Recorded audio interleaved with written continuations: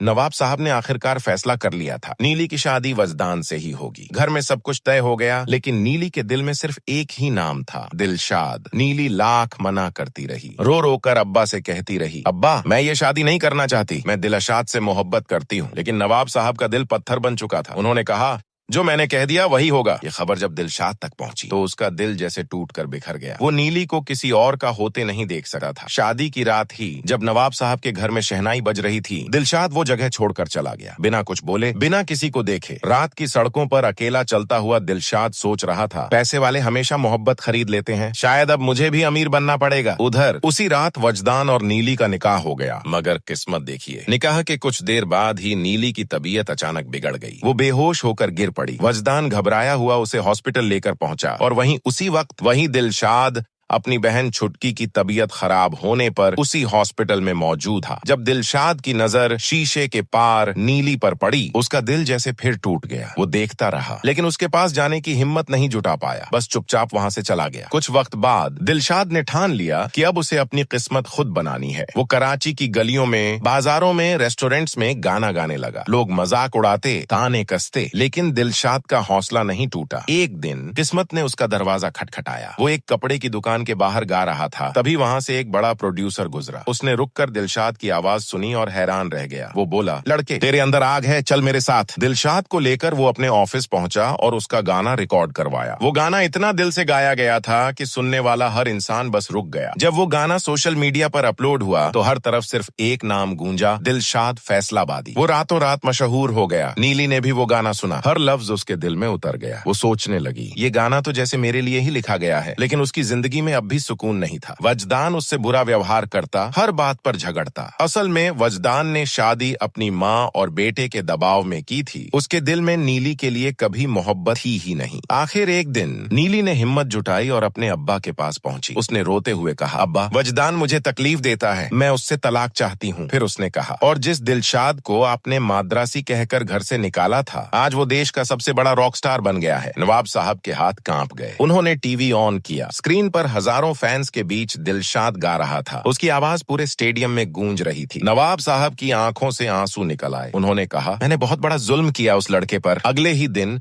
वो दिलशाद से मिलने गए। भीड़ में से रास्ता बनाते हुए बोले, बेटा मुझे माफ कर दो, और अगर तुम चाहो तो मेरी बेटी से निकाह कर लो। दिलशाद के चेहरे पर मुस्कान आई। गलतियां हर किसी से होती हैं नवाब साहब, मैं अब भी नीली को चाहता हूँ। कुछ दिनों बाद नीली ने वजदान से तलाक ले लिया और फिर वही दिन आया जिस दिन सबकी दुआएं सच हो गईं। दिलशाद और नीली की शादी धूमधाम से हुई। शादी के बाद जब दिलशाद नीली को अपनी बड़ी गाड़ी में बिठाकर घर लाया तो नीली की आंखें खुली की खुली रह गईं। इतना बड़ा घर, इतनी शोहरत, उसे यकीन ही नहीं हुआ कि यही उसका दिलशाद है। रात को जब वो दोनों अपने कमरे में पहुंचे, दिलशाद ने मुस्कुराकर एक डायमंड रिंग निकाली और कहा, ये हमारी मोहब्बत की निशानी है।